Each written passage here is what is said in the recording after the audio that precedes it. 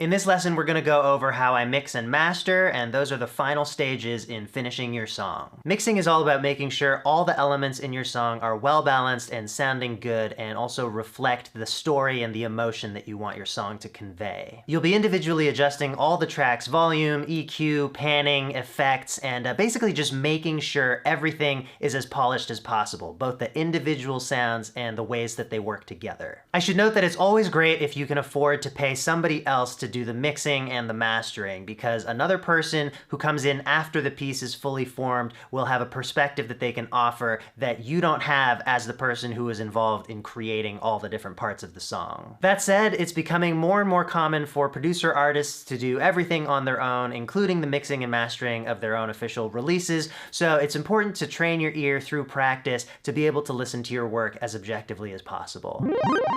Compare your work with other similar tracks that you like and see if you can pick up on exactly what they're doing. What is their balance between their bass and their kick drum? Or how much reverb are they putting on a vocal? Listening for these kinds of little details and then trying to apply them to your own work is one of the best ways to grow. One thing that I actually do sometimes is put on some music that I like and just sit there with a notepad and a pen, and I write down everything that comes to mind. All these different ideas about how this music is constructed, how it's mixed, and I usually end up with like a page of notes for just one song. In most great music, there are a lot of things happening that aren't immediately apparent and that you might just not even ever catch unless you're doing this kind of intense focused listening. There's stuff that, it's in the background, it's definitely helping with everything, it's helping the vibe, it imparts part of the flavor of the song, but you never actually directly pay attention to it. So listening in this really deliberate way and focusing on the production and the mixing will teach you tons.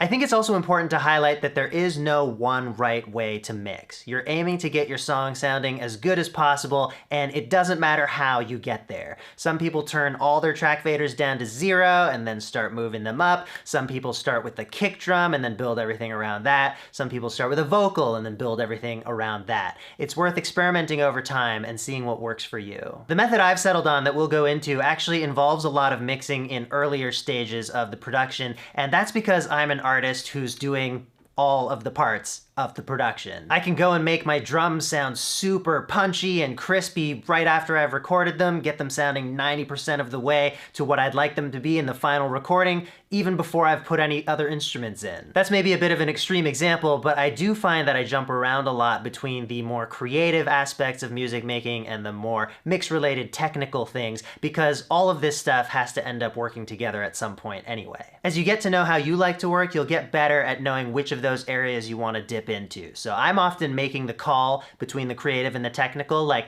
I could spend an hour designing the perfect sound for the synth that I want to play, or I can keep on coming up with the new parts that need to go in this song. It's not always one or the other. Sometimes the priority is getting that perfect sound because you know what you want in the moment and you don't want to lose it. Other times it's more important to keep the energy going, to keep the track building up, rather than focusing in on the tiny details. So that's why a lot of more technical and mix-related things do show up earlier in my process. Now with that said, there always has to be a stage where I say, we're done with the creative and now we're just mixing. At this stage, I do already have a rough mix because I've been doing this mixing stuff as I go, and I try not to be overly attached to it, but I also don't throw it away. I work off of it, and because of the mixing experience I have, I'm able to use it and hone in on where I do want my song to end up, because I've already been heading in that direction anyway. So step number 1, you're gonna organize your session file. Hopefully you've been doing a little bit of this as you've been producing, but when it comes to mixing, it's definitely gonna be important, not only for being able to navigate your session more easily, but also because you're probably gonna be grouping a few similar tracks for bus processing. I group similar instruments together, for instance, all the strings or all the drums, and then I order them roughly based on what part of the frequency spectrum they occupy, low to high. However, I always put vocals at the very bottom. They're the most important element and need to be the easiest to find. I also make sure every track has a name that lets me understand exactly what it is at a glance. This whole organizing process only takes a few minutes, and it will make the rest of your mixing way smoother because you won't have to hunt around to find the thing you want to adjust. Now I'm going to listen through and adjust the volume of anything that stands out, anything that seems too loud or too quiet, and generally I'm working from bigger things to smaller things. Like I would probably adjust the kick drum volume before I tried to adjust the difference between the third and fourth layer of synth pads. One good rule of thumb is to favor turning things down rather than up. So I'll start by turning down whatever seems to stand out the most loudly and then continue making finer adjustments from there. The next too loud thing and the next too loud thing until eventually, if necessary, I get to where there are things that are too quiet and I need to bring them up. And these volume settings are probably going to continue to need little adjustments as you get into other parts of mixing, but it's really good to start with the foundation of all the relative volumes. A lot of people like to mix in a more traditional view like this, where you have all the track faders up and, you know, depending on your DAW, they might offer different configurations. I actually prefer continuing to work in the arrangement view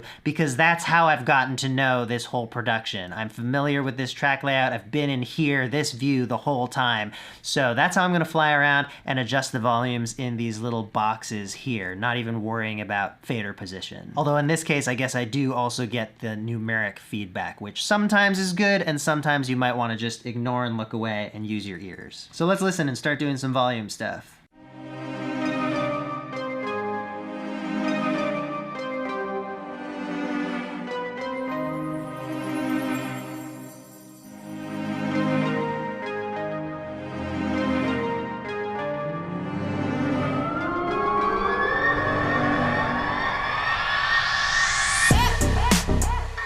Thought maybe that riser was a little too forward.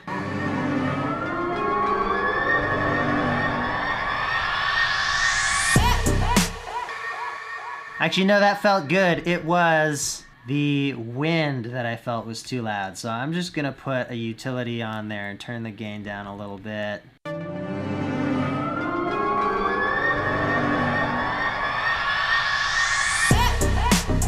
And maybe the loon could be a tiny bit more forward.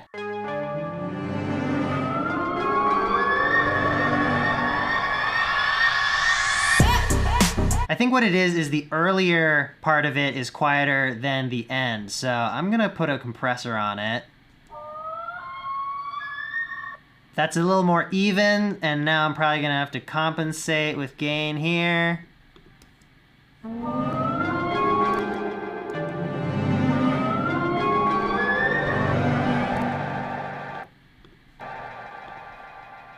Let's hear it through the effects. A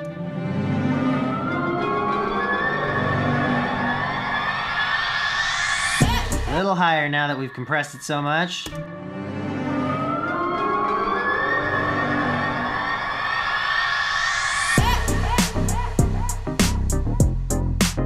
You know what? Here's where I'm glad that I still get to make some creative decisions. I try not to do this when I've decided it's mixing time, but I feel like a drum fill bringing us in would be really handy. Let's steal one of these ones.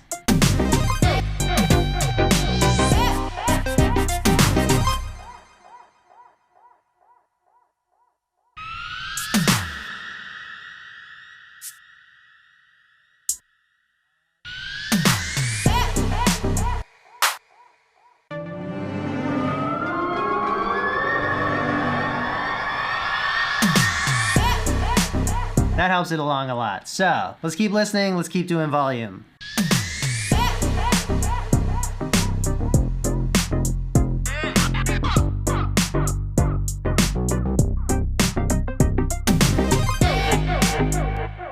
I think these vocals are too loud. They haven't been compressed. So let's do that.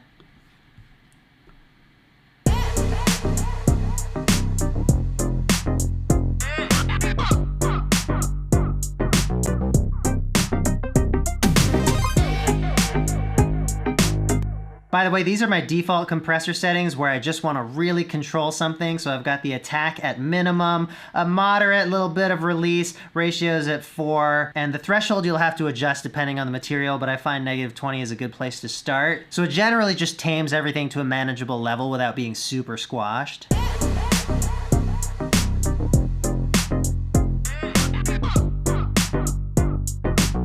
think we want a bit more attack on it.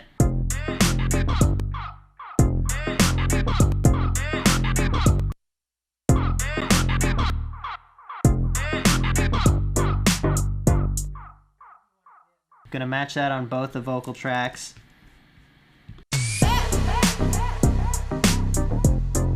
And these guys I'm gonna turn down a bit because they're not being bandpass filtered. You might recall that these ones went through this bandpass filter, which is taking away a lot of frequencies, so it's taking away a lot of volume.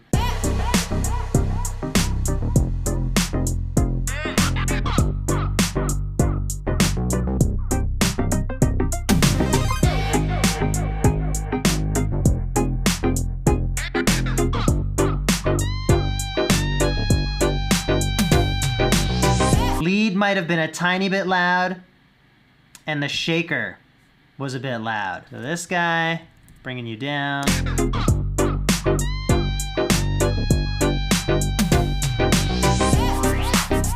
Shaker we've got to adjust in the complete instrument.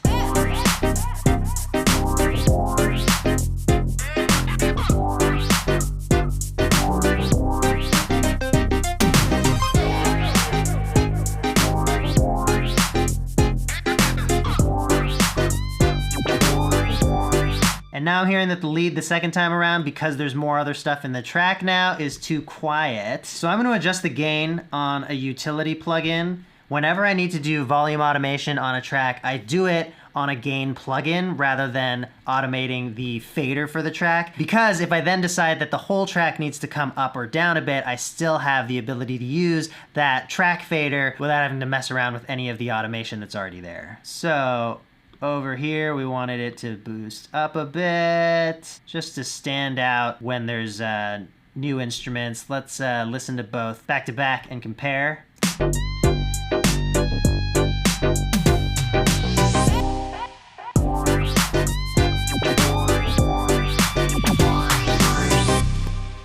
It's a little much, but I think towards the end it needs to swell.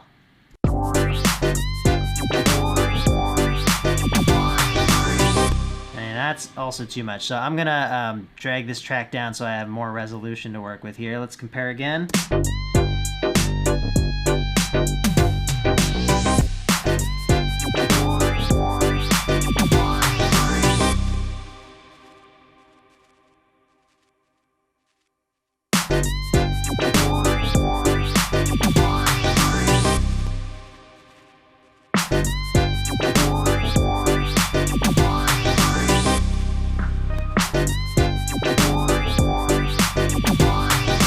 Yeah, that feels natural to me. So the lead starts competing with more stuff in the second half of the verse. And let's see, we've adjusted that to make it 3 dB louder, but it still feels like it's the same volume when we're listening to it in context because of how it has to sit in with everything else that's going on. So I probably need to replicate this for verse 2. Just gonna copy and paste that automation there and give it a listen.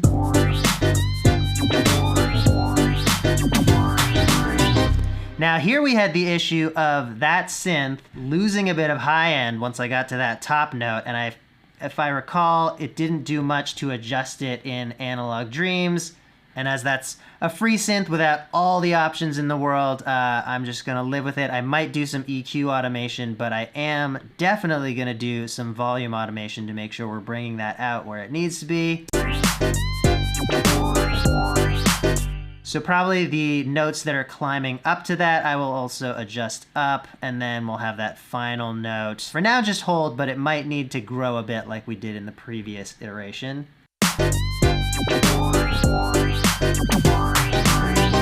Yeah, a little more even. Actually, maybe what we need to do is like stair step this, so each of the notes is consistent rather than growing and getting its own volume. Feeling good there, but I am going to move this gain plugin before the delay because we have to be thinking about our order of operations here. We want that volume to affect the synth, but we don't want to be doing all these minute boosts to the delay. I mean, who knows if anyone would actually catch that, but it's good to be in this habit for all the different kinds of signal processing that you might do.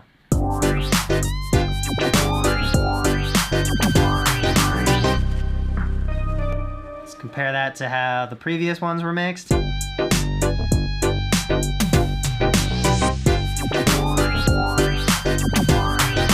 Yeah, I might bring the first one up just a touch. Okay, moving on. We gotta listen back to where we left off before I took care of the rest of the lead in the song.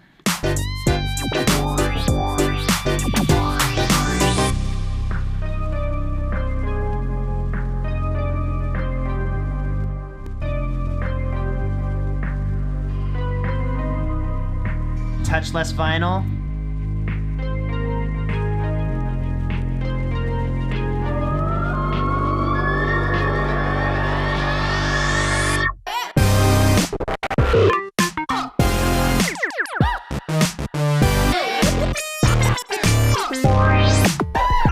Yep, I'm happy with how the pre-chorus is sounding. I have one thought about this yeah, which is just cutting it off a little shorter.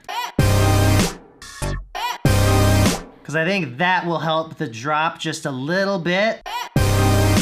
A perceptible little slice of silence before a drop is something that can really bring a lot more impact to it rather than everything before it flowing in.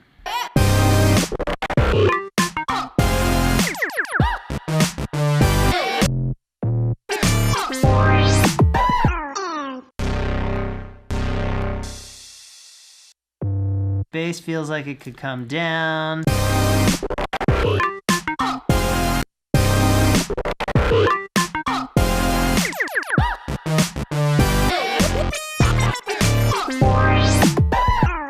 Now, a handful of these drop elements are standing out to me. That felt a bit loud, both of those.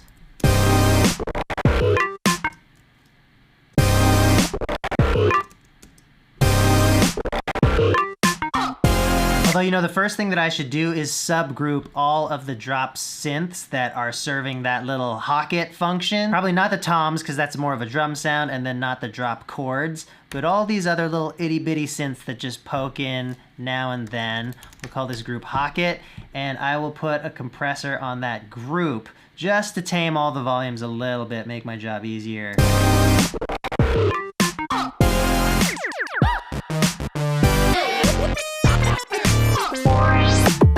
On the whole group of the drop synths, I am going to put a sidechain compressor. I have a preset here that I called A sidechain because that alphabetizes it right up to the top of my compressor presets. Sidechain compression is super important in modern music. What it basically lets you do is send one sound to be the sound that controls the volume of another sound. So for instance, if you route your kick drum to the sidechain, then anytime there's a kick drum, all the elements going through the sidechain will get ducked. So let's do that right now. I'm gonna send my drums bus because I'm using this complete instrument, so I don't have the individual kick drum available. But I can also EQ what will actually be fed to the sidechain, and we're only gonna take bass frequencies.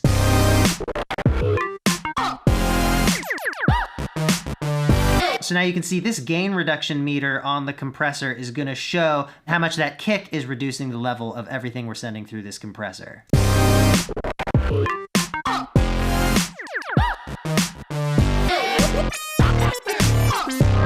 I've set it really extreme so you can hear that pumping effect that it has, but this is something that you'll do to different degrees just to make room in the mix for things like drums to really punch through where they need to. By ducking the other instruments just for a moment during those kick sounds, it provides more room, more space in the frequency spectrum for the kick to come through. So I don't need quite that much pump, so I'm gonna reduce the release time. And I also don't need the volume to drop so drastically, so I'm gonna up the threshold.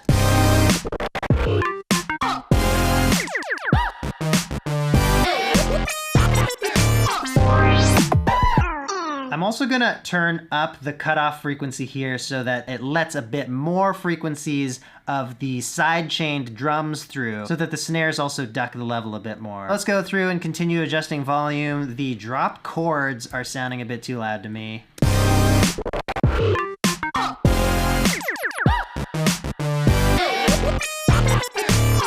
That lead is a bit loud, the whap sound that I called it.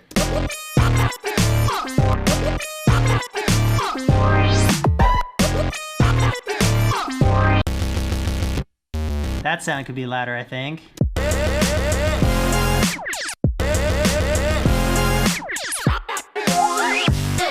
And then this guy, I know is gonna give me trouble because I'm also sending it to that bandpass thing. So let's start by turning it down.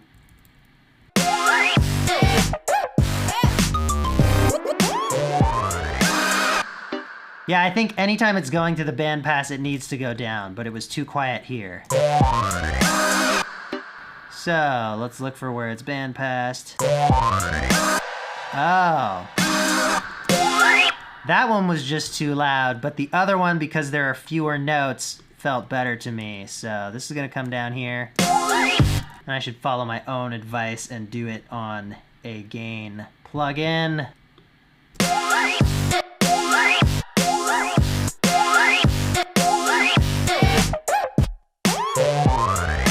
I think we're pretty good on the drop. Let's listen through one more time to make sure.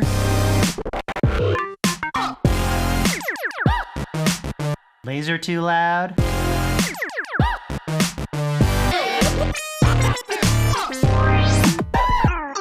This could come down a bit.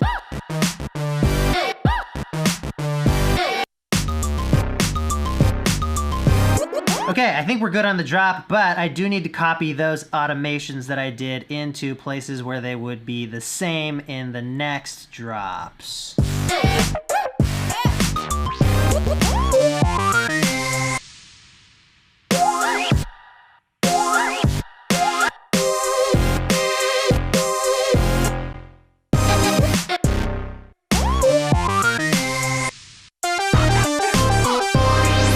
Actually, this synth is giving me a lot of volume trouble because I'm doing lots of different things with it. You know, I'm playing individual lines over here. I'm playing chords here and here. In one of the next drops, I'm doing octave lines. This one's 2 octaves. This one's 3 octaves. Also, I'm doing that bandpass send trick sometimes. So this is gonna take a bit more automation. So we gotta deal with these lines now.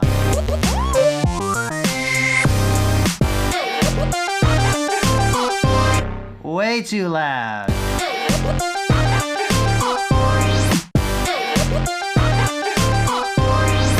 Oh my god. All right, so I'm jumping around in the track a bit, but that's only to take care of things where there's going to be a similar or identical automation in the next section. You want to take care of that stuff before you forget about it. Let's continue listening through more chronologically now that we've dealt with that.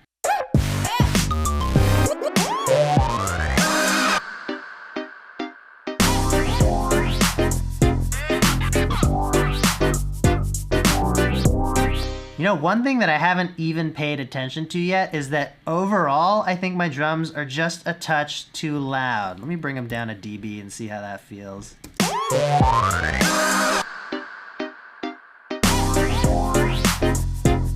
You know what? I'm feeling like the drums are too loud in the verses. They sound good, I think, in the drops. Good and punchy and present. In the verses, they're almost a little too forward.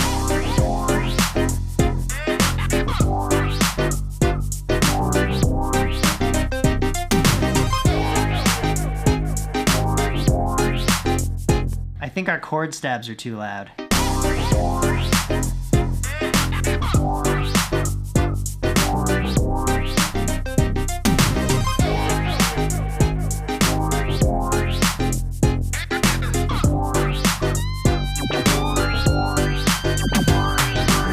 Having adjusted the chords, the drums are just a little too forward now. I think before, with the chords being louder, it felt like those two elements were working well together. But now that the chords are closer to where I think they should be, the drums are sticking out as being too loud. So I'm gonna automate the drums to be quieter in the verses. Let's see if it holds true for verse 1.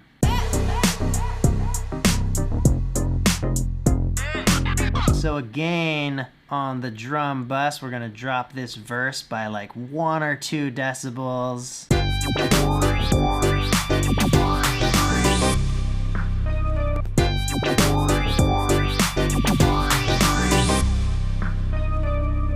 Feels good in the pre-chorus like that. Come back to verse 2. There's a nice little break there where we can adjust the volume down again. Back up to 0 for the pre-chorus. Let's keep listening to verse 2.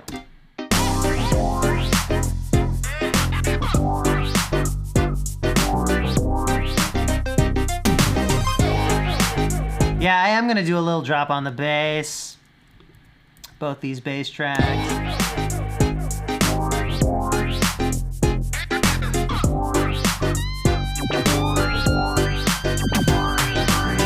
Just keep listening.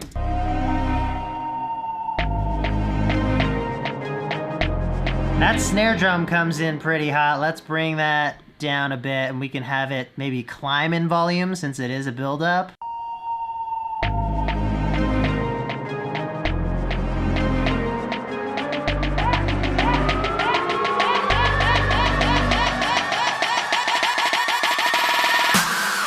Yeah, that makes a lot of sense to me because we have a lot of elements coming in the build-up, so there's gonna be more for the snare drum to compete with as this section goes on. It felt like it was coming in too strong to me, so I'm dipping it down. It's gonna grow back up to the original volume setting that we want for the drop.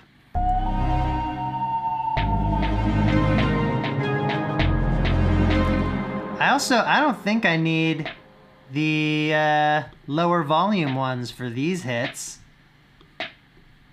These all feel like they should be the same as our OGs.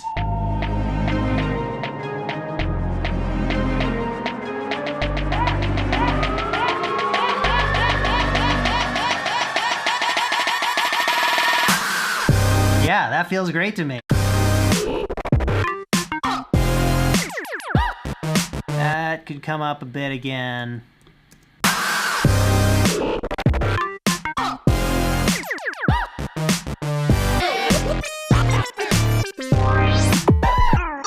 You know what? These bandpass moments are still sticking out to me a little bit, so I'm just gonna turn down the bandpass send channel.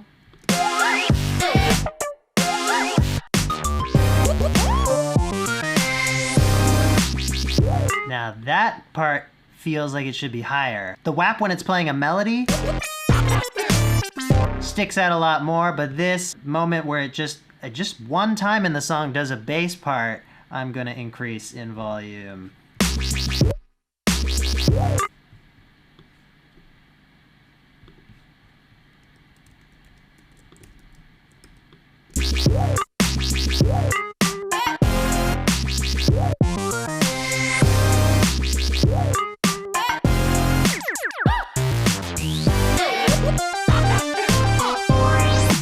Oh my god. Tom stands out quite a bit. Oh my god. Oh my god. Oh my god. Am I playing the wrong chord here? I am.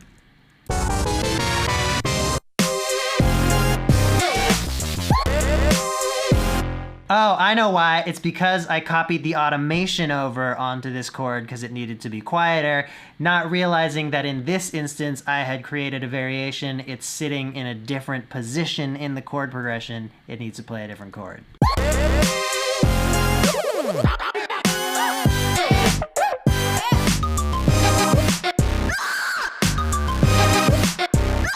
Why do these last vocals stick out to me so much?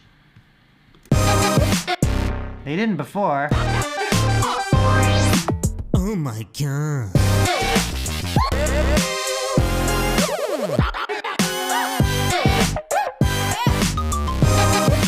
These are little pieces of the yaz, which here and here feel like they're at a great volume. They do have more to compete with, but they're also kind of a more hype sort of moment. In this part, where they're just, you know, you're not even meant to be able to tell it's part of that same sample, I'm gonna reduce them in volume because they're serving a less important function here. They're just tiny little chops. All right, sick. So that is a pass on volume. Now I might go through and see what else needs this sidechain compression on it. In this type of music, you want almost everything sidechained to your drums so that the drums just punch through everything. So I've copied that sidechain compressor. I'm gonna paste it on the filter group. Let's see how that sounds.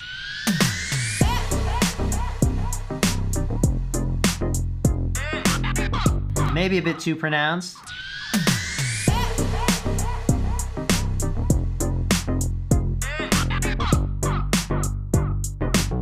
It should also go on the vocals. And I think I'll put it on the vocal group, like after the reverb and after the delay, so that those elements are also pumping.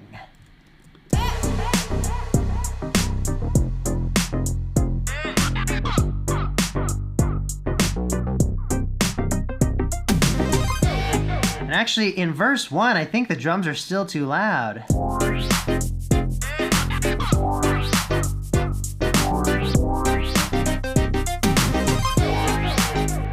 Yeah, in the verses, the drums are still too loud. Let's see what this does.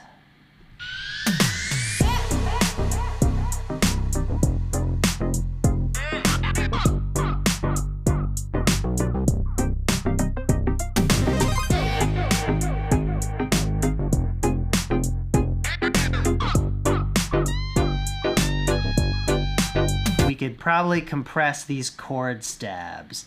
They're a little too pokey. I'd rather have a bit more of the sound remain at a higher volume.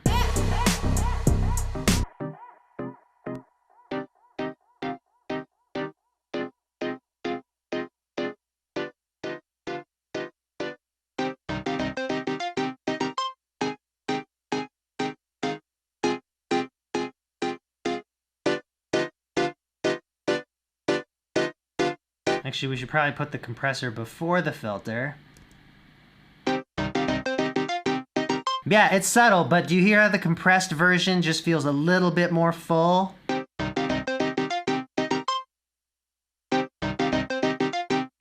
Also, one important thing to note, when you're turning on and off plugins to see how they affect the sound, it's important that you adjust the volumes to match. So hopefully the plugin has a volume adjustment within it. If not, you might need to throw on a gain utility, but it's really natural for our ears to just perceive louder things as better. So you really want to get the perceived volume of the with plugin and without plugin sound to be as close as possible when you're comparing the effect on and off. Now let's hear this in context.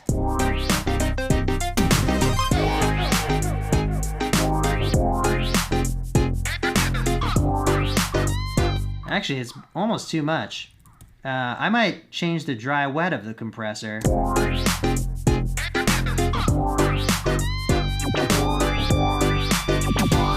That's another thing that's very common in mixing is parallel compression. I've done it here with a dry wet control on a compressor, but it's also common to have the original track going to a compression send and having both of them audible at the same time in different amounts, depending how you want to mix them. It's called parallel compression because you have both signals running in parallel. Some people also call this New York compression because it originated there. Basically, you kind of get the best of both worlds. You get the original dynamics of the sound, but you also get that snap, that punch, that little bit of character that a compressor brings. As with all of this stuff though, you have to do it to taste, and depending on the track, depending on the instrument, I'm often doing both parallel compression and just full 100% wet compression. All right, so we're in a good place with volume, and I'm in headphones now because we're gonna deal with panning. And also, it's gonna be good to hear this in a different way, not through my monitors, in headphones. I will say I was already feeling pretty good about the stereo width of this track because a lot of the presets that we were using had some stereo element to them. I think some actually came a little bit panned, some have sort of a widening effect on them, maybe through the reverb. And then there were ones that I added reverb to, and I typically keep my reverb stereo. Only occasionally will I make a mono reverb to make something stand out in that particular way. So, good amount of panned stuff happening, panned energy, I'll say, but now let's think about panning specific instruments to see if it helps widen out the space.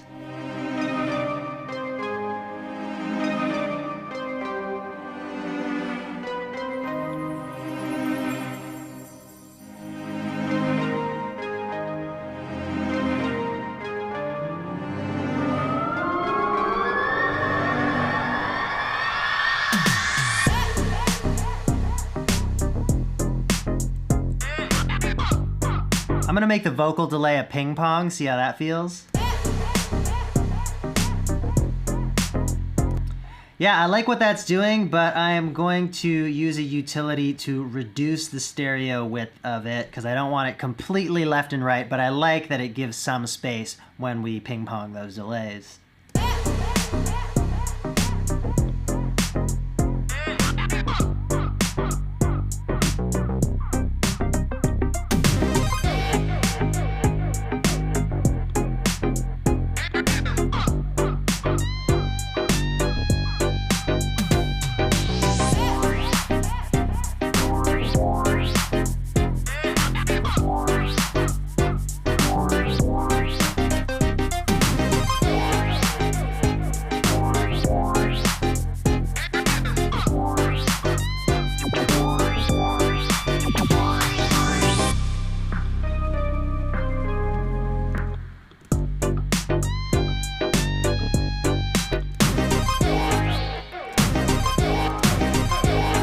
Okay, so I've just been vibing with this verse and made a few really minute changes. The lead I panned a tiny bit to the right, and then the chords I panned a tiny bit to the left, although I kept the filter chords center. As I just felt like, I think there's already some stereo width to that. It feels a little chorusy. So just the tiniest bit of separation between those chord stabs and the lead, but I did want to keep them close to center because they are pretty main instruments. And I also continued to just make little tweaks to the volume. Lead came up a tiny bit, this ARP came down a little bit.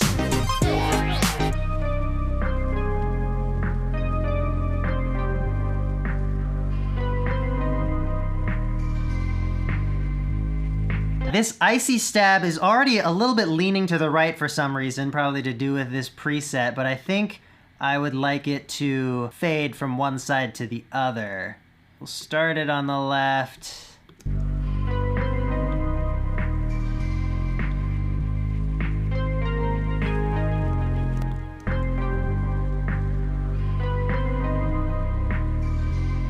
Yeah, I like that. A little bit more space to have it move and, you know, do one fill on the left side, one fill on the right side.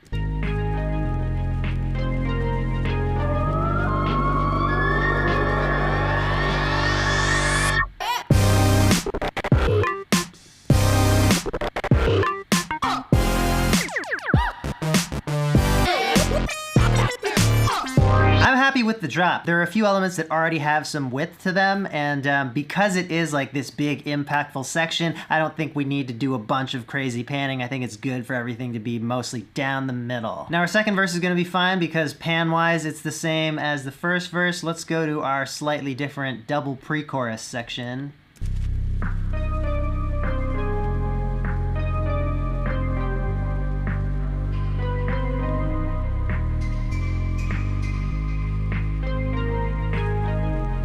Gotta pan those icy stabs again. I want them close to center for this next part because they have that nice lower note that feels like it's a bit more important.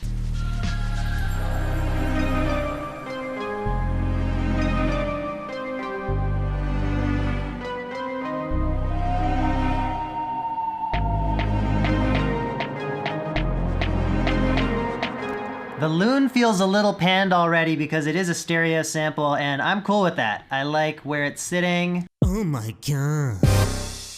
As much as I love this, oh my god, it's maybe a little bit loud. Let's just take that down. Oh my god. Oh my god.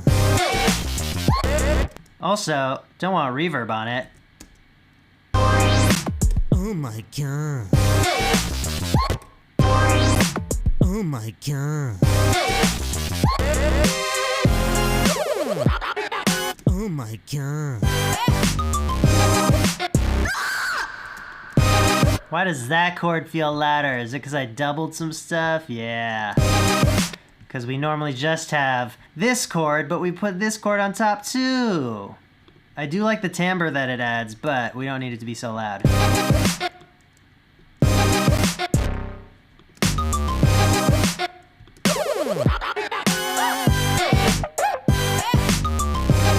Okay, feeling good about the panning and overall stereo width of the track. Let's move on to EQ.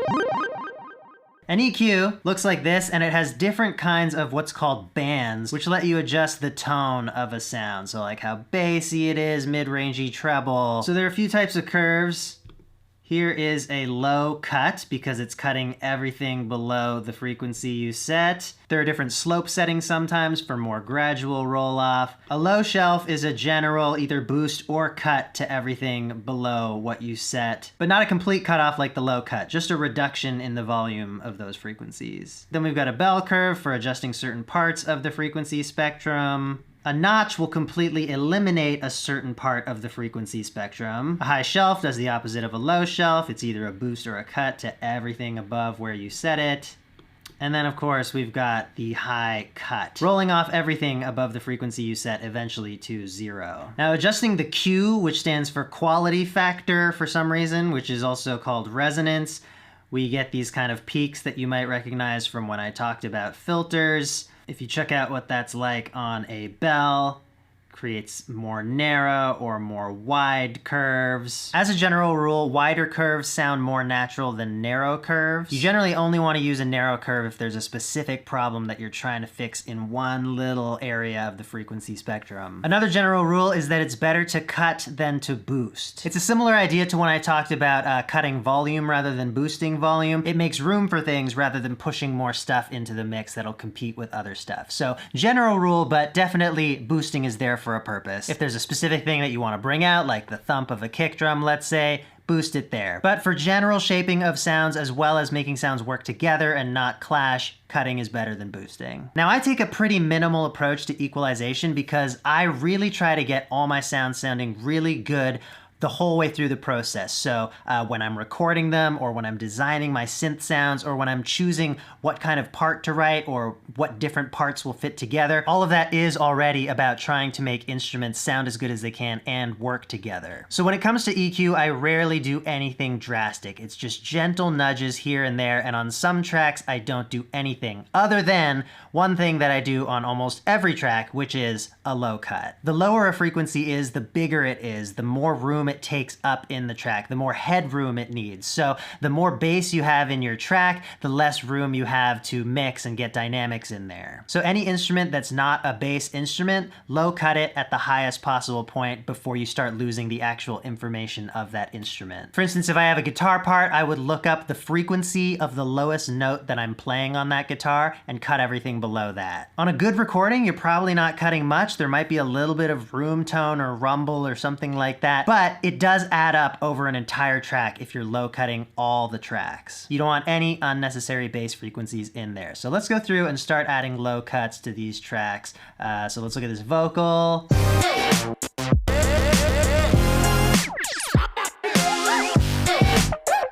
So I'm watching the spectrum analyzer as I listen to the drop, and I feel like there's not much useful stuff happening there under 100.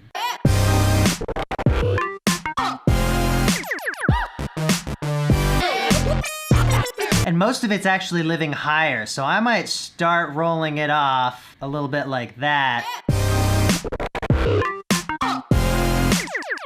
All right, so I'm gonna continue to go through and add a low cut to every track, just seeing what the lowest necessary information is in the frequency spectrum and cutting everything below that. I'm not gonna low cut any of the bass or drums. We need that low end information there. Let's add an EQ to the next track in line, filter chord. Yeah, there's definitely a lot of low end energy in there that we don't need. The way that this instrument sounds, it is not acting as a bass at all. We can probably get rid of up to around here. Let's put some on our chord stabs. I might do them as a group, but let's see if they're quite different individually.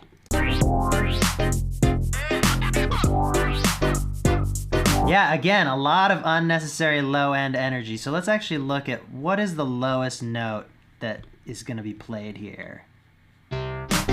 Looks like it's a C around here. But that's not even really necessary because, again, this is not a track that's functioning as a bass. It's like a chord rhythm thing. So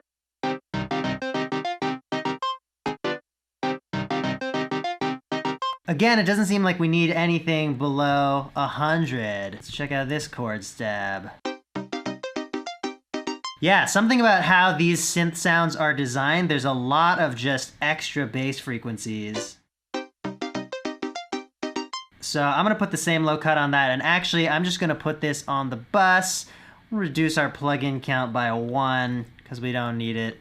On both tracks, both of them are sent to the bus, and the EQ is on the bus. So I'm gonna go through each track and low cut wherever possible. Now that I'm done that, I'm gonna listen through for anywhere there might be some frequencies clashing in my song.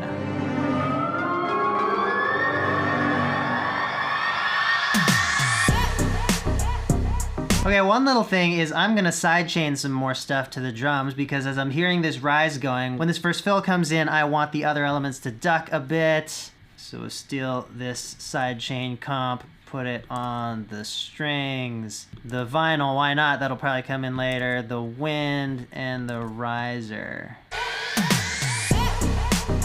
All right, it's subtle, but it just allows those drums to poke through a little bit more, which is important because it's their first entrance.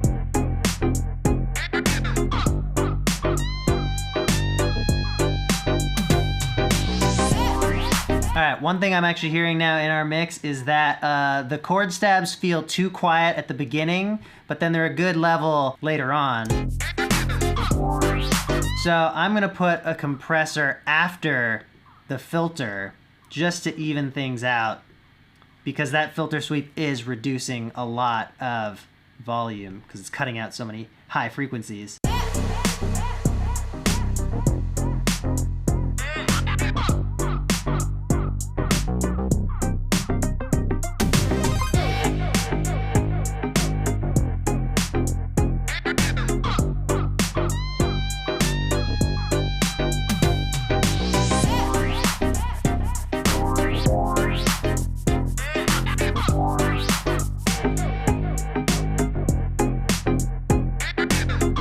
Okay, I like that better. It just slightly brings up the quieter parts that have been filtered so that it's a bit more even throughout the whole verse, throughout the whole build of that filter sweep. And you'll notice now I have 2 compressors on this track, and it's not uncommon to have more than one compressor on a track if they're doing different jobs. This first one, if you remember, I applied for some character. I wanted the sound of the pluck to be a bit more full-bodied, a bit more present. This second one is handling more basic volume duties. We want the volume to be more consistent as the filter grows.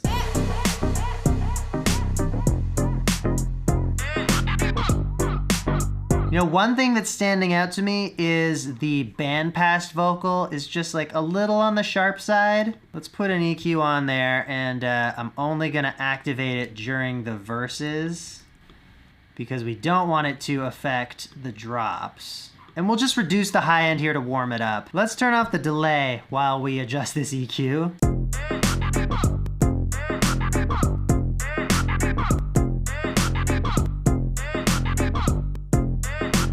Yeah, I think this is nicer than this.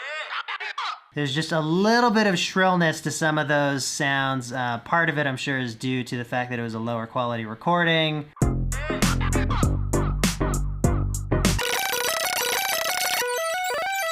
So I've been happy listening to the rest of the verse and the build-up. I think I did a good job of writing and arranging here because there aren't a lot of parts overlapping and fighting for the same areas in the frequency spectrum. I didn't feel the need to do any more EQing. But when this drop came, that impact felt like it needed more high end. Let's have a look at this. Yeah.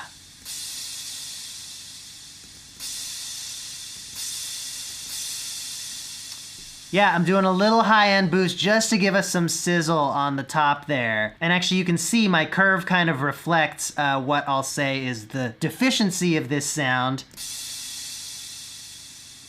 It starts to drop off pretty steeply after 10K, so I'm just boosting some of that back up so that it really feels like a nice sizzly cymbal crash on that first beat of the drop. Even more maybe.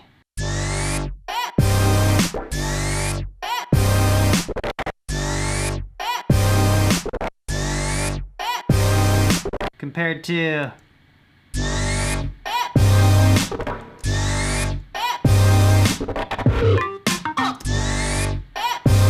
think I want it to be more side-chained.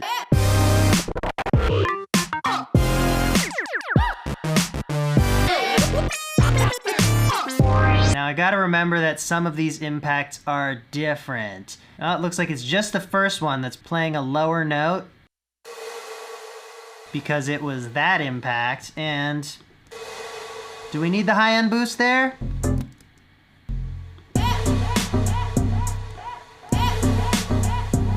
It's fine. Let's listen to the drop.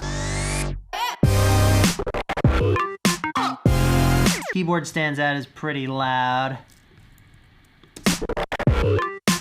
Alright, you remember I talked about this in a previous lesson, the OMG. There's a really harsh sound on the G.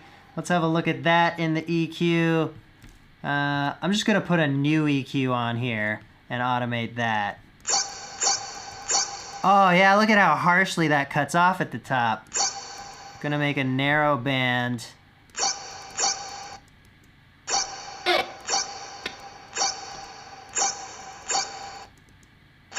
That's definitely the issue. There's like a harshness to how steep that curve is. I'll just make this a notch.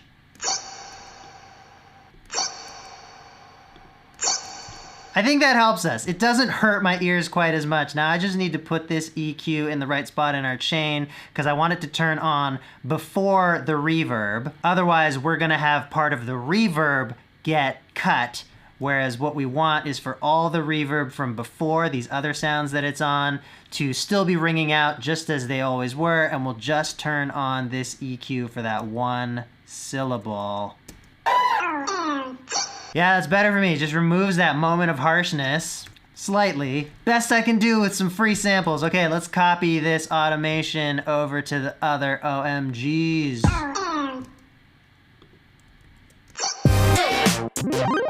Okay, let's quickly talk about bass again. You remember how I said that the bass frequencies take up a lot of room, so you want to cut them wherever you don't need them. You also want to make them mono where you do need them. If you have a sound that's really thick and stereo spread and you're using that as a bass, it's going to take up more room in your mix by being stereo than if it's mono, because it's just contained in the center rather than spreading to the sides, taking up more room. So I'll have to make basses and kick drums completely mono, but if you do have a sound that you want to have some of that stereo niceness to it, you could just do a bass mono move, which not all programs have, but it's a nice handy tool where you set a frequency and everything below that they fade to mono. And some basses do sound cool with stereo effects on them, but you generally don't want to have that stereo happening in the low end. For the sounds I'm using in this track though, I don't think it's a big deal. I'm just gonna straight up mono the sub, mono the bass instruments, though maybe not the drop stuff. Due to the Hocket nature of the drop, I think it's gonna be fine to leave any bass in there that happens to be wide because there's not too many things playing at once. So it's just like a moment of this, a moment of that, moment of some bass. Maybe it's mono, maybe it's not, but it's cool. It's not fighting with anything else for the moment that it's there. Now throughout the mix process, you want to keep your DAW's master fader at 0 and make sure the levels never exceed that. If you're ever going over 0 on your master fader, then you need to pull all of your channel faders back. And this is because the master fader has the important job of making sure your audio works with the levels of playback that are expected for all of our devices. You don't want anything going too hot and then introducing unwanted distortion. Don't get into the habit of using the master fader as a volume control. You should leave it at 0 all the time, other than some special cases that I will talk about in mastering. Now here's one thing that's peculiar to the way that I mix, and it has to do with my whole mixing on the go and keeping this kind of working copy going and continuing to refine it. I put a little bit of light compression on my master channel. I've got this Waves Maximizer and Ableton's limiter here with very light settings, just so that I have a little bit of that mastering compression glue all the way through my production process. I know other people who do this. I also know lots of people who don't, so figure out if this is something that would work for you. The one thing with this is I have the limiter there making sure none of my stuff goes over 0 dB on my master fader. So there's always this step where I turn that compression off and I play the loudest part of my song and I see where we're clipping.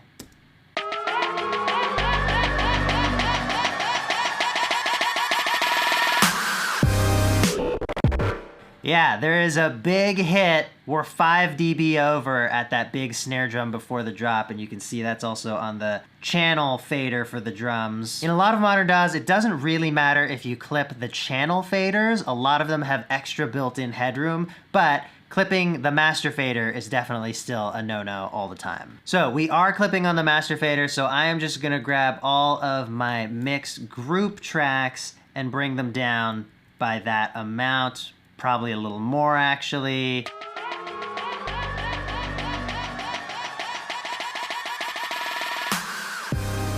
Yeah, that's probably good there. And we'll get that volume back in mastering. Now, there are different schools of thought when it comes to how much headroom your mix should have going into mastering. What I've settled on is having things hover between -3 and -10 dB. You can see there, I peaked at -2, but that was just on one really big hit. It's still not clipping, so that's good. But most of the rest of my audio was much lower than that.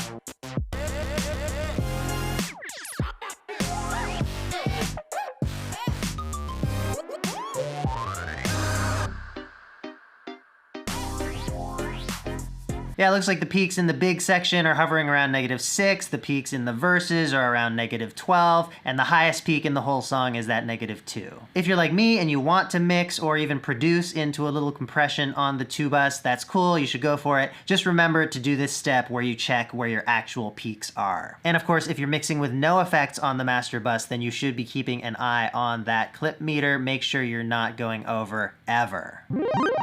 One final note on mixing, it's a really good idea to listen to your track in as many places as possible. Put it on different speakers, different headphones, listen to it in the car, and aim for a mix that sounds as good as possible across all of them. If you're only mixing on one playback configuration, it's likely that you're gonna compensate for some of that setup's deficiencies. Like it might not give you that much low end, so you'll boost too much bass, or maybe it's kind of mid-rangey, so you'll do a bunch of weird EQ cuts. Listening in as many ways as possible will give you a much fuller picture of how your track is sounding and how it will come across to people.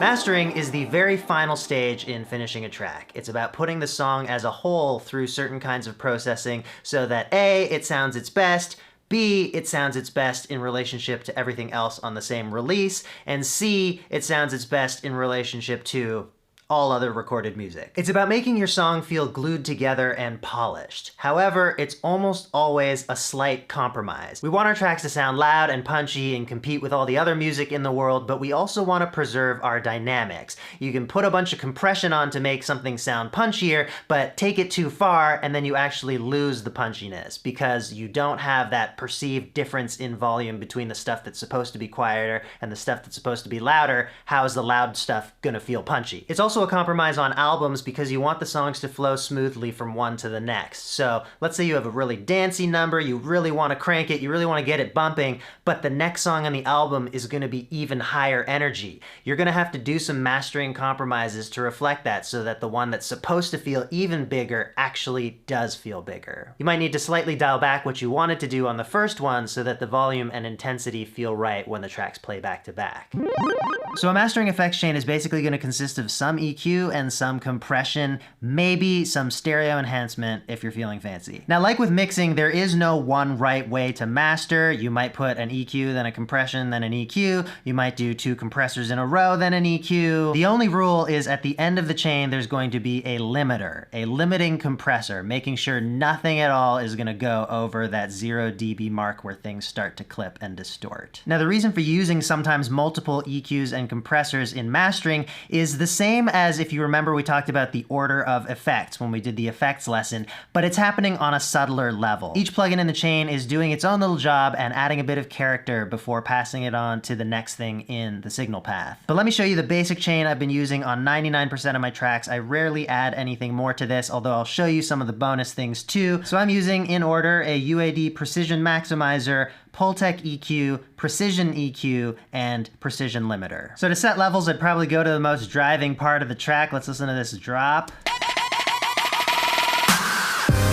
And I'm gonna drive this maximizer as hard as I can before it starts breaking up the audio. You can hear if I really crank it, it starts to distort.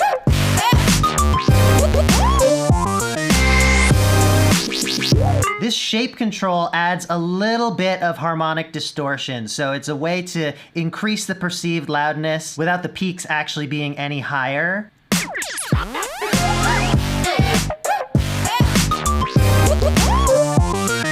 So it's some nice saturation, everything's a bit more alive, a bit more exciting. Then there's a mix control, which is like a dry wet. I typically keep this at 100%, but dialing it back a bit does introduce some of the original dynamics back in if you need that kind of thing.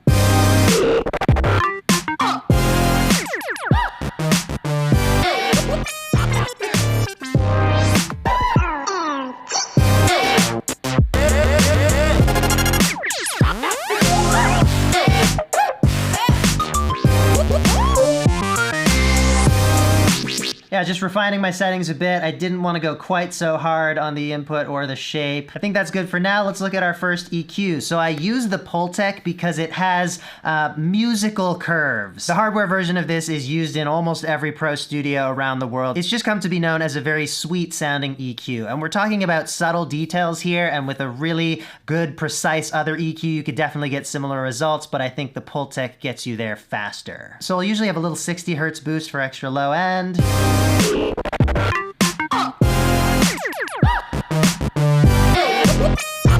I would never go that high, but I just want to show you what it's doing. I'd probably hover more around 1 or 2. And then up around 10 or 12K, I'll have another boost as well with a fairly wide band.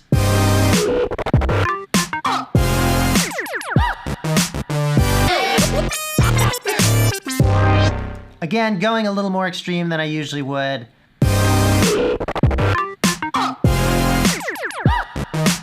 I'm feeling around there is pretty good. Next in line, I put a precision equalizer, and often I'm just using this 20 Hertz low cut here. So if you remember, I didn't low cut my bass or my drums, but human hearing doesn't go below 20 Hertz. So just on the mastering chain, we have this really precise surgical EQ dropping off everything below 20. That might still be in there from the drum and bass tracks, but we did low cut everything else on all the other tracks already. I might also occasionally dial in some other settings on this EQ.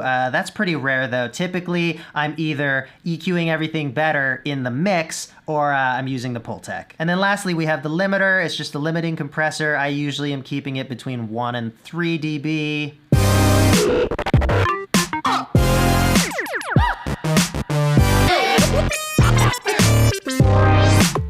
Again, it's just about containing the peaks of your song, and it's also a little bit of gentler volume boost in addition to your maximizer, which is a little bit more aggressive. And of course, with all your volume settings, you're trying to match the other songs in your release as well as the other songs out there in the world and the standards there. So with a tune that bangs like this one, I generally want to push the limiter and the maximizer as hard as they will go before the audio actually starts to distort or until I start losing dynamics. Let's look at two other things that I sometimes throw in my chain. The SPL Vitalizer. This is like a different and more intense flavor of compression and saturation. It also has a stereo expander built in. I'd put this toward the start of my chain on a song where I really wanted some extra excitement and drive. So let me play it for you on and off, and you'll probably hear that it adds a little bit of hype, but that's not always what you want.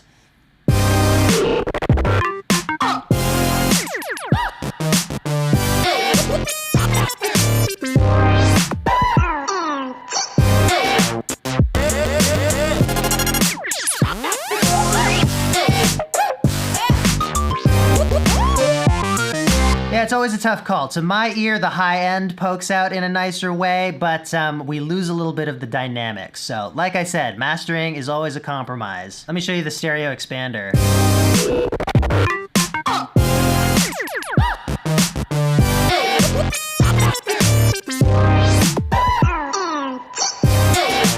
You may or may not need headphones to hear that effect. It's subtle, but it's definitely adding some stereo width to things, and sometimes that's what you want, sometimes is not. One other thing that I sometimes do on a particularly tricky master is use the Shadow Hills mastering compressor in addition to this chain, usually either before or after the maximizer. This is just another compressor that I like the character of, and I'll put it on at times where the dynamics are a little tricky to dial in, and rather than have one compressor being really aggressive, I'll have two that are doing a little bit more moderate jobs.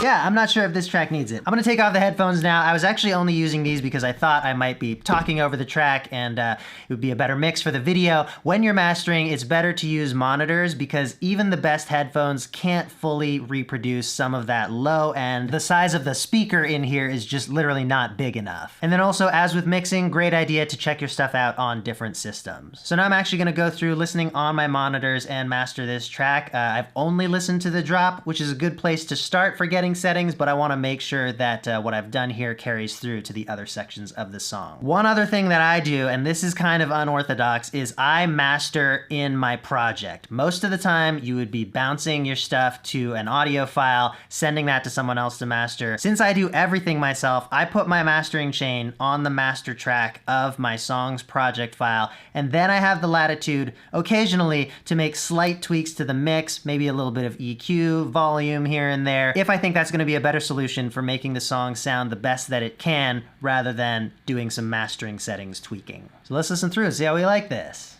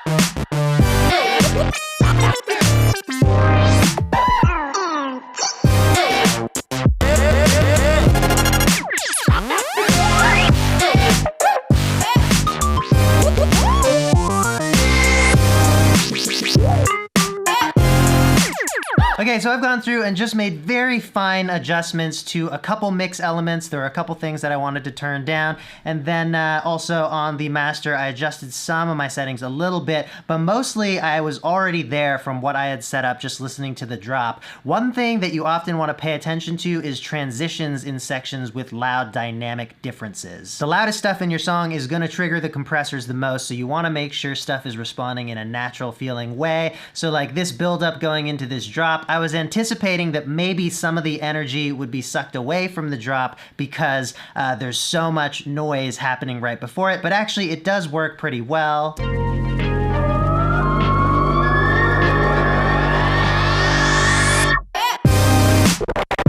Now with the second one,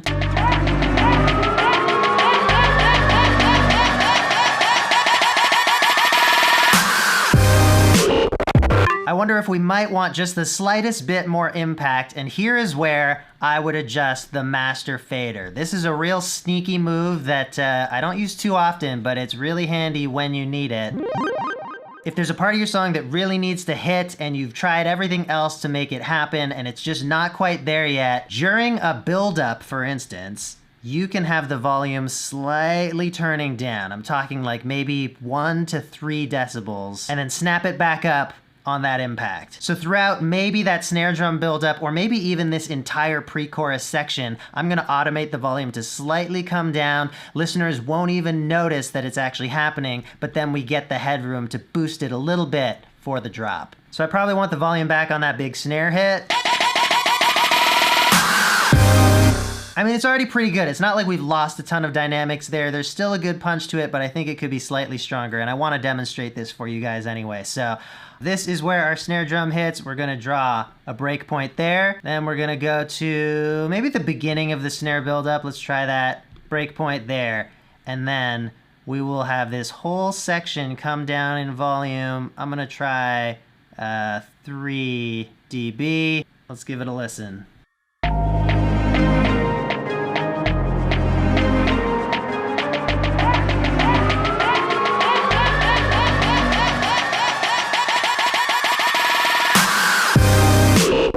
Compare that to without.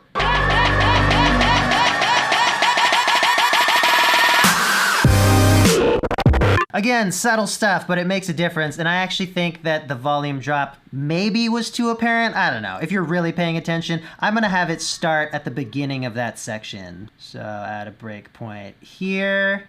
Take away that one.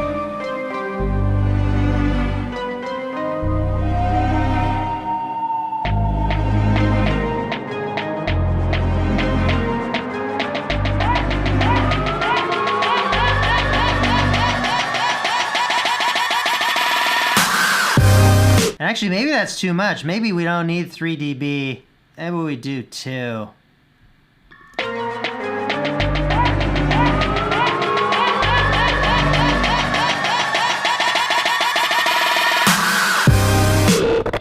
I'm happy with that. Now let's look at the end of our song because we need to do a fade out.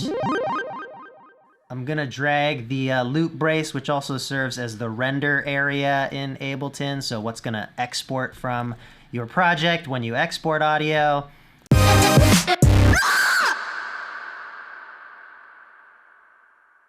So we've got reverb tailing off from that last scream until about here.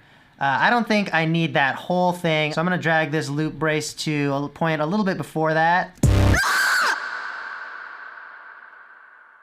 Actually, I think the song could be faded out by about here.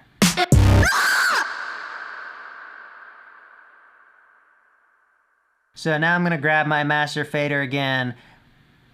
We'll throw a breakpoint here around the end of our song to keep that at 0, and then on that point that we decided that the actual full song, the file, would stop playing, we're gonna drag that to negative infinity. Negative Infinity. Good band name. Now I actually kind of obsess over my fade out curves because just going linear like this, it's usually a bit too noticeable. Like it really just feels like, someone's grabbing the fader and turning it down. So I like to have a usually 2-segment fade out where the first part of it curves down more gradually and then the second part of it goes faster. And you got to adjust that to taste.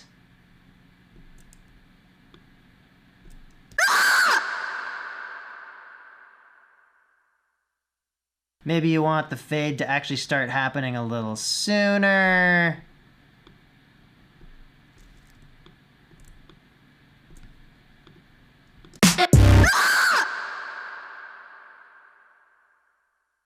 Basically, I'm after a fade out that sounds natural because I do want to fade out this actual sound. That reverb tail rang for longer than I would want to for this song. And with the way that our ears perceive volume, it's more natural to have a more gradual beginning fade really ease into it. One final thing about the mastering process, and this is something you might want to be doing throughout, you want to compare your master to other similar tracks. I'm experienced enough now that I feel comfortable exporting my master, listening to it with other songs, and then taking mental notes about things that I might change about it. What I used to do though is actually bring another song into my session, and then instead of putting the master effects on the master bus, because this other song would also be playing through the master, I would have nothing on the master bus, and then I would group my entire song into a sub bus, do all my mastering, all my fades there, and then be able to turn that off, turn on the other track, and A/B them. And you want to be listening for all the things that we just adjusted, like is the perceived volume the same? How's the EQing? Is your stuff a little bit too mid-rangey, too bassy, too trebly? And then also how punchy is it compared to these other professional tracks? So over time, as you continue to learn about this and tweak things and get experience with it, you will be able to get closer and closer to making your masters sound like the masters that you know and love. And that's pretty much it. Mastering isn't some secret magical process that completely transforms your track. Really, it's just about putting the final polish on a song that's already well produced and well mixed. And remember that the quality of your output can only be as good as the quality of your input. Really great mixing will not save a bad song, and really great mastering will not fix a bad mix. So those are all the tools and techniques that you can use as you mix and master your first song in this course. Remember that it's really about using your ears. Over time, as you gain experience, you'll get better at knowing what your songs need.